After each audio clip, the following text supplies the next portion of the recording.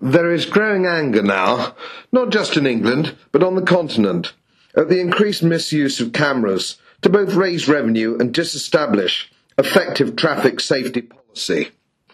This short clip, which is accompanied by a booklet I have published, illustrates the problem. Dishonest manipulation of statistics, greedy councils desperate for revenue, naive junior magistrates and shamefully used bereaved relatives with no comprehension of accurate road safety assessment continue what has become a great scam.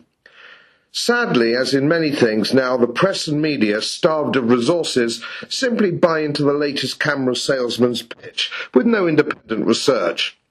Let me dedicate this little clip and my booklet to journalists and TV presenters who simply don't have the time to get to the truth.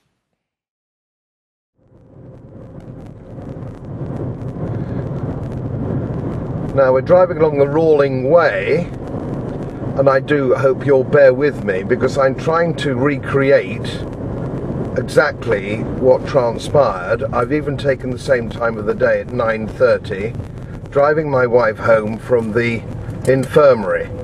Please excuse the not very good quality of the camera work because it's not something I do for a living, but because I take my driving extremely seriously, and my driving record extremely seriously, I want you to experience with me what I have experienced.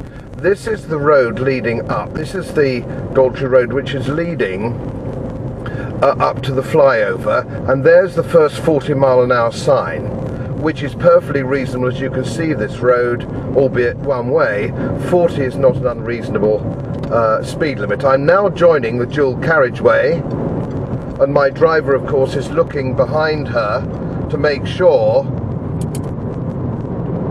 that she's joining the traffic at the right place. There was a 40-mile-an-hour sign on the right, which is obscured by traffic in the fast lane, and of course you're looking behind you momentarily, and there's the de-restricted sign. So what we're actually talking about there is technically, as another de-restricted sign coming up, what you're dealing technically there is about 35 yards of what is 40 miles an hour, which is almost impossible to see when you join that road. Now you'll see that the road hasn't changed at all. This is a central reservation, this is dual carriageway, and you can see that there's no danger points. There have been no recorded accidents in that 65-odd yard stretch, to my knowledge, for the last 5 years, and nobody can seem to give me any more information more than 5 years. So you can see the sort of road we're on, which is now de-restricted. So why, one would ask oneself, would the police want to put a mobile camera there to catch people when only a few yards ahead is de-restricted and the road is exactly the same, and you cannot see another 40-mile-an-hour restriction sign when you join the road? I put it to you that anybody doing that journey could be forgiven for not believing that they were in a 40-mile zone when they joined that dual carriageway. I drive 20,000 miles a year. As I say, I have a 35-year no-claim discount and a clean licence, which I'm keen to keep. I just think that that is simply a misuse of police mobile cameras.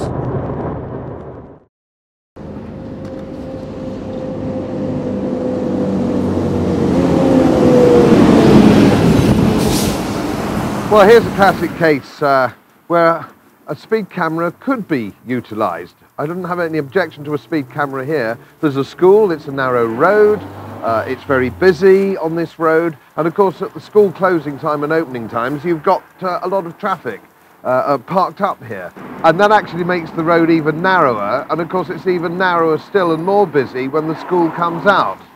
So this is a sort of part of the world where I wouldn't necessarily object to a speed camera because it's a potential black spot.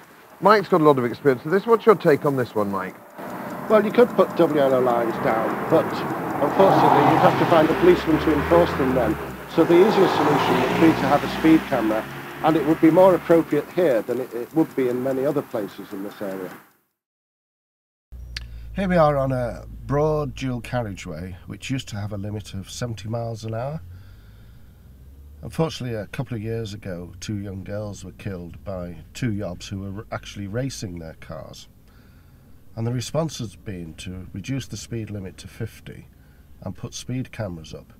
Now that is actually totally the wrong response to deal with that sort of problem. What's happened is that everybody who uses this road, and I use it regularly myself, is restricted to 50 miles an hour in a road which is well capable of doing more than that. And as you can see, there's not a pedestrian in sight, and the road's quite capable of taking speeds up to 70 miles an hour, the national speed limit. So we've been going along at 50 and we come to the first roundabout and the speed drops to 40, and then 100 yards further on it drops to 30 quite abruptly. It's an unrealistically low speed limit for the standard of the road that we've got here.